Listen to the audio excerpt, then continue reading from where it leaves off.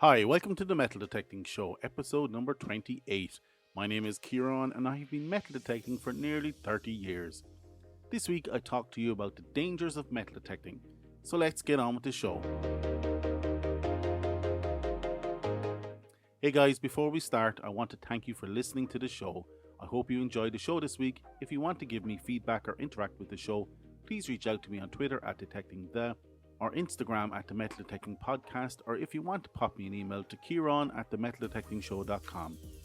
And now, if you would like to leave me a voicemail, please do so on speakpipe.com/the Metal Detecting Show.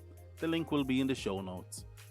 And lastly, if you like this content, please don't hesitate to tell your friends. And if you do anything today, remember to hit that subscribe button.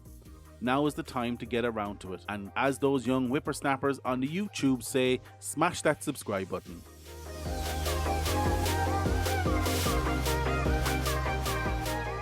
Okay, firstly onto my adventures in metal detecting this week. I got out for a quick bash before work today. I hit my local harbour wash beach and focused on only the rock solid bangers of signals. This meant that I was covering a lot of ground while ignoring any signal that may have an irony grunt to it.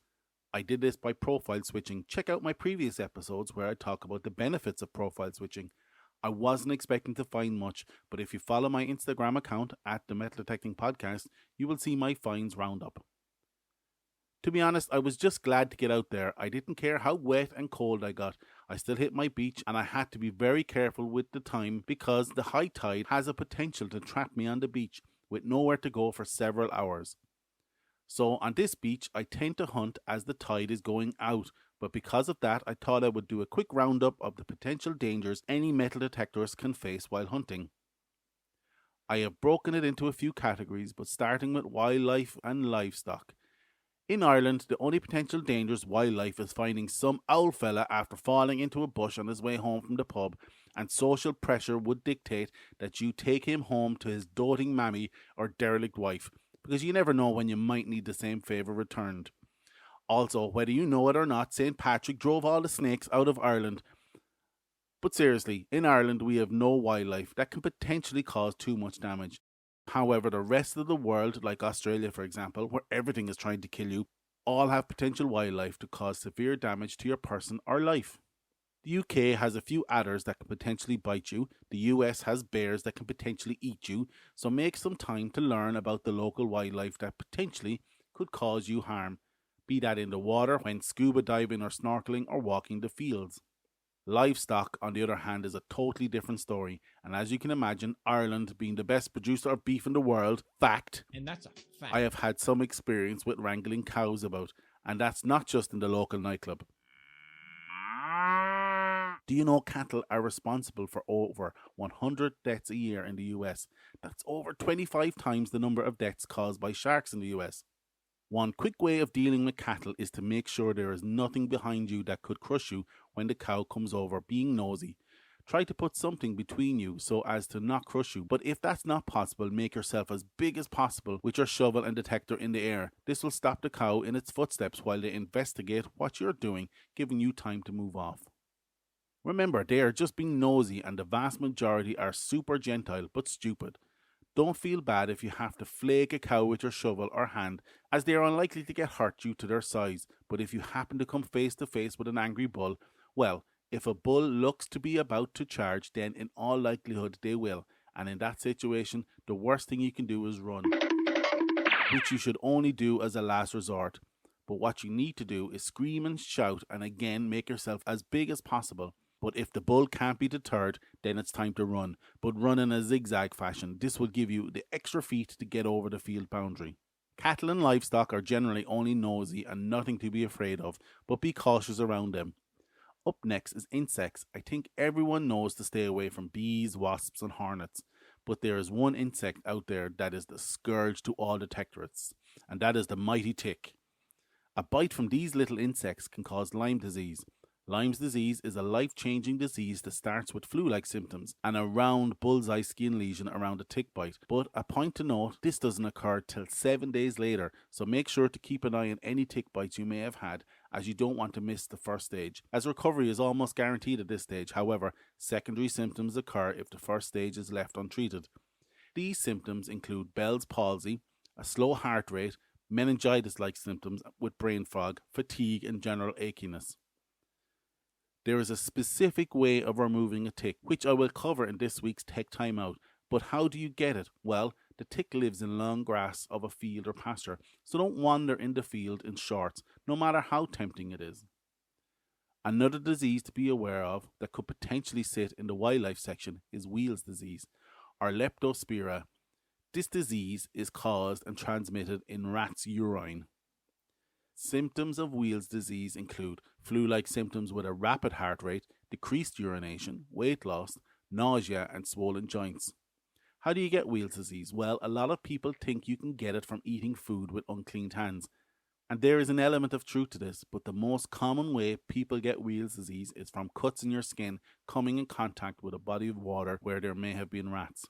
Another infection path is with people swimming in rivers and the bacteria entering via the eye socket. To prevent this possible infection, always clean and cover any fresh cuts you get while out detecting, and always wear gloves with hand sanitization before you eat anything, especially if near a river or an infestation of rats. Now, moving away from rats and ticks, the weather can be as debilitating. Be it cold or hot, both can kill, so make sure to be aware of any weather conditions you may encounter during your hunt and prepare and dress accordingly. But something to be aware of that you may not think of, as this occurs even in mild weather conditions, and that is skin cancer, the silent killer. Every hour, 2 people die from skin cancer in the US, and getting sunburnt repeatedly doubles this risk, so make sure to wear an appropriate hat and sunscreen with the appropriate blocking capability. I use Factor 50 to protect my porcelain Irish freckled skin. Lastly, and possibly the most dangerous animal on the planet, and that's people. In general, never underestimate the stupidity and aggressiveness of people. People will wrongly attack you either verbally or physically for any reason, from a perceived notion they got from a Facebook post to a misunderstanding what you're actually doing. Never turn your back on a stranger, and always keep your eyes open for any person that may be approaching you. It is very seldom they approach you to say hi and tell you that you're doing a great job. 9 times out of 10, it is out of begrudgery. They think you are profiting from doing something they don't agree with, and that can be fuel for a fire that burns deep down in some people, no matter how irrational. Even people who approach you with a smile and a joke can turn very quickly once you refuse to show them what you have found, or when they don't believe you when to tell them nothing much. So hunt with a partner, or if you must and you're on your own, always tell someone where you are going and when you expect to be back. Never engage with an approaching stranger if they are angry. Just walk away, take off your headphones, hold out your hands, hold them open, which seems to be disarming, and move away. Avoid groups of teenagers. They are only looking to posture at your expense, and always best to avoid. I don't want to come off as paranoid here, but I guarantee you every one of us has been approached negatively by someone when out hunting, and it doesn't take long for that interaction to escalate to something more serious. So be on guard and be careful. So I've outlined a few things to look out for when detecting. The majority of them can be mitigated with good hygiene practices of cleaning cuts and not eating your lunch with dirty hands, you filthy munger. Learning about the potential wildlife or livestock in your area that may cause you problems, and always being alert to your surroundings and movements. Wearing gloves, and don't hunt a field or pasture in short pants. Up next is this week's Tech Timeout, where I talk to you about how there are 2 ways to remove a tick, the right way and the wrong way. So stay tuned.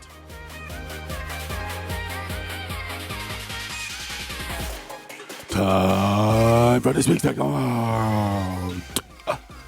How to remove a tick if you happen to be afflicted with one, even after my excellent advice this week. Well, there are 2 ways, the wrong way and the right way. With the wrong ways rife with old wives' tales, so let's list the wrong ways firstly to highlight just that, to never try to remove the tick the wrong way. So several wrong ways include using petroleum jelly, aka Vaseline, using nail polish remover, and the one we all have definitely heard of and even maybe voiced it as fact, and that is burning a tick off. This and all previously mentioned methods will result in the tick regurgitating its stomach contents back into your wound, increasing the likelihood of the very thing you're trying to avoid, which is Lyme's disease. So there is a right way, and that is as follows. 1. Take a fine tipped tweezers, very fine. 2. Grab the tick as close as you possibly can to your skin, being careful to not squeeze his abdomen. 3. Once gripped, in a single motion, pull the tick straight out perpendicular to your skin. 4. Clean the wound. Even though it will look like a little pinhead cut, make sure to clean this wound and apply antiseptic cream. 5. Finally, make sure to monitor the site of the bite for the following 2 weeks to ensure you haven't contacted Lyme disease. If you have any concerns about the wound, or if it looks like it has a halo around it giving it a bullseye look, please go to your physician who will prescribe simple antibiotics. And that's it for this week's Tech Time Out. Stay safe and no hunting in hot pants.